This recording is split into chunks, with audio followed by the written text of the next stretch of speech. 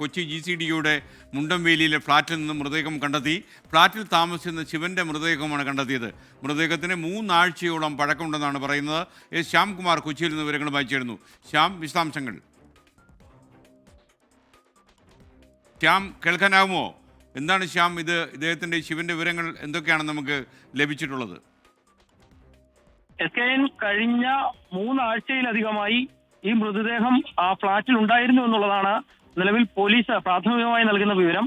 അവിടെ നിന്ന് ദുർഗന്ധം രൂക്ഷമായപ്പോഴാണ് തൊട്ടടുത്ത ഫ്ളാറ്റിലെ ആളുകൾ പോലും ഈ വിവരം തിരക്കുന്നത്. ഇതോടെ ഇവർ പോലീസിൽ വിവരം അറിയിക്കുകയായിരുന്നു. GCDA നിർമ്മിച്ച് നൽകിയ ഫ്ളാറ്റാണ്. പോലീസിന്റെ സാന്നിധ്യത്തിൽ വാതിൽ പൊളിച്ച് അകത്ത് കടന്നപ്പോഴാണ് അഴുകിയ നിലയിലുള്ള ഈ മൃതദേഹം കണ്ടെത്തുന്നത്.